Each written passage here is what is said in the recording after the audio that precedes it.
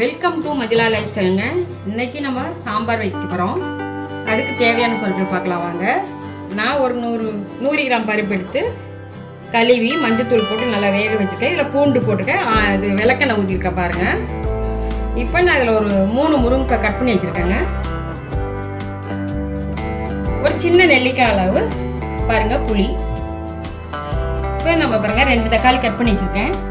சின்ன வெங்காயம் கட் பண்ணி ஒரு 10-15 சின்ன வெங்காயம் கட் பண்ணி வச்சுருக்கேன். ஒரு 3-4 மிளகா பச்சை மிளகா கட் பண்ணி வச்சுருக்கேன். மல்லி கருவேப்பிலை வச்சுருக்கேன். தாளிப்பதற்கு கடுகு உளுத்தம் பருப்பு வச்சுருக்கேன். தக்காளி ஒரு 3 பழம் கட் பண்ணி வச்சுருக்கேன்.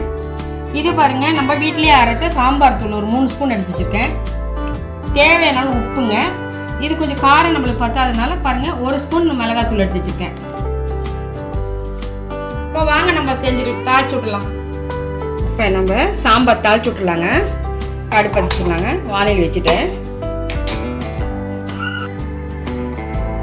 பாருங்க. தேவையான ஆயில் ஊற்றிக்கலாம். நான் 3 ஸ்பூன் ஊற்றுறேங்க. எண்ணெய் காயிட்டுங்க.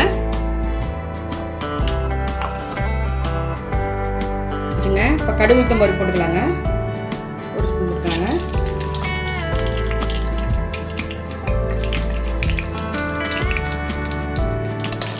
பொரியிடும்.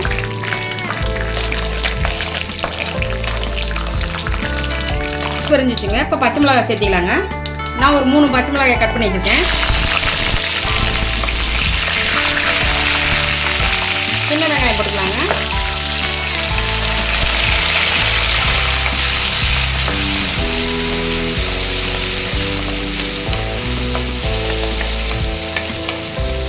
சின்ன வெங்காயம் போட்டிங்கன்னா குழம்பு நல்லா இருக்குங்க. பெரிய வெங்காயத்தோட சின்ன வெங்காயம் இப்போ கம்மியாக தான் விற்கிது. நம்ம நிறைய சேர்த்துக்கலாம். எல்லா இதுக்கும் சின்ன வெங்காயம் உடம்புக்கு நல்லது.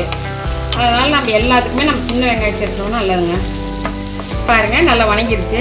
இப்போ நான் தக்காளி போட்டுக்கிறேங்க. நான் ஒரு 3 பழம் அரிஞ்சு வச்சுருக்கேன். 3 பழம் போட்டுக்கிறேன்.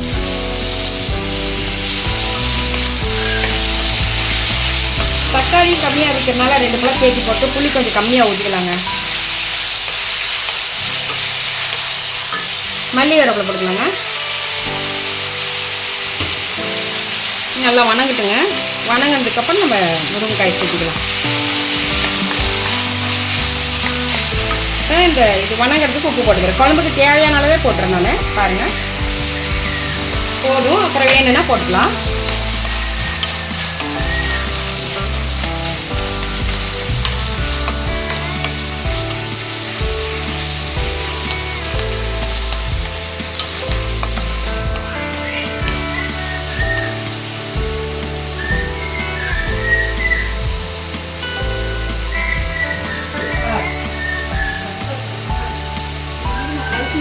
பாருங்க நல்லா பாருங்க வணங்கிருச்சு. இப்போ நம்ம சாம்பார் தூள் போட்டுக்கலாங்க.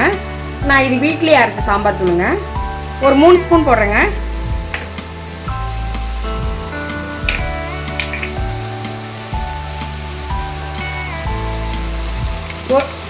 ஒரு 3/4 ஸ்பூன் வந்து வரமிளகாய் தூள் போடுறேங்க.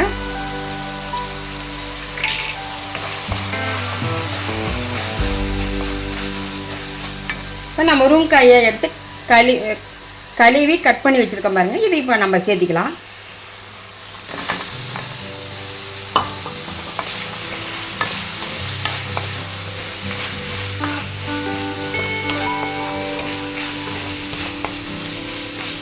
இது வேகிறதுக்கு நம்ம தண்ணி சேர்த்துக்கலாம். நான் உப்பு போட்டேன்.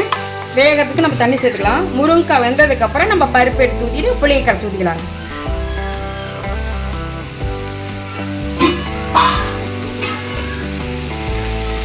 முருங்கைக்காய் வேகிற அளவுக்கு நம்ம தண்ணி ஊற்றிக்கலாங்க. போதும். இன்னொரு 2-3 டம்ளர் ஊற்றிருக்கேங்க. இப்போ இது வேகட்டுங்க. வெந்ததுக்கப்புறம் நம்ம புளி தக்காளி பருப்பு வெந்திருக்கு இல்லைங்களா, நம்ம அதை கடைஞ்சி ஊற்றிடுவோம். புளியும் கரைச்சி ஊற்றிடுவோம். இது நல்லா வேகட்டுங்க. பாருங்க இப்போ நம்ம எல்லாம் சேர்த்திட்டோம். இப்போ நம்ம மூடி வச்சு ஒரு 10 நிமிஷம் வேக விடலாங்க. பாருங்க முருங்கைக்காய் தாளிச்சுட்டோம். பாருங்க நல்லா வெந்துடுச்சு.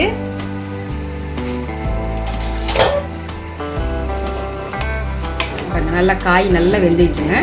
இப்போ நம்ம பருப்பு கடைஞ்சி வச்சுருக்கோம். அதை ஊற்றிக்கலாம். இப்போ நான் பருப்பை வந்து கடைஞ்சி வச்சுருக்கேன். ஊற்றிக்கலாங்க.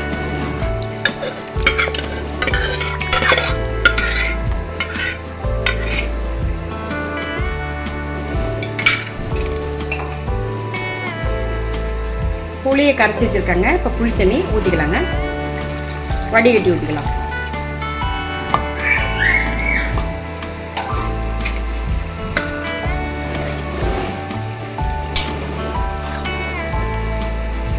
கொஞ்சம் தண்ணி சேர்த்துக்கலாங்க.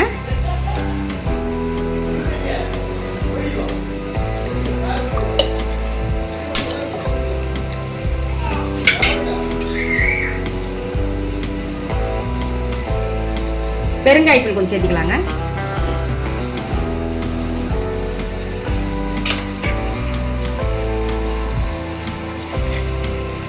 இப்போ ஒரு 10 நிமிஷம் மூடி வைக்கலாங்க. புளி வாசம் போட்டுங்க.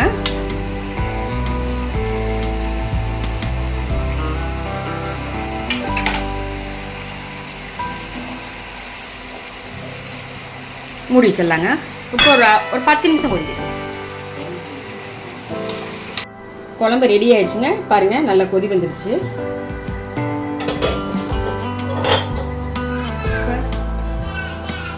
கொஞ்சம் மல்லி கருவேப்பிலை போட்டுலாங்க.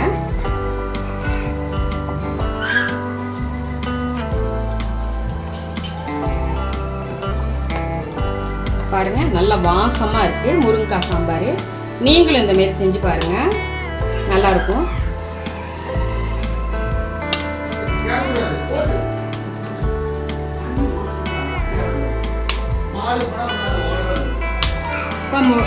இப்போ முருங்கைக்காய் சீசன் தாங்க. இப்போ நிறைய கிடைக்குது. நீங்கள் இந்த மாதிரி செஞ்சு பாருங்கள். நம்ம எப்பயுமே கத்திரிக்காய் முள்ளங்கி இந்த மாதிரி போடுவோம்.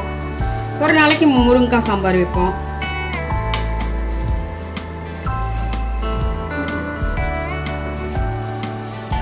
பாருங்கள், முருங்கைக்காய் சாம்பார் ரெடி ஆயிடுச்சு.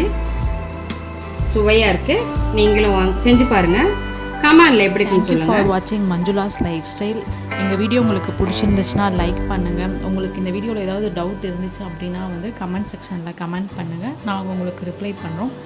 மறக்காமல் எங்கள் சேனலை சப்ஸ்கிரைப் பண்ணுங்கள். பக்கத்தில் இருக்க பெல் பட்டனை வந்து கிளிக் பண்ணிக்கோங்க. அப்போ தான் நாங்கள் போகிற வீடியோஸில் உங்களுக்கு நோட்டிஃபிகேஷன்ஸில் வரும்.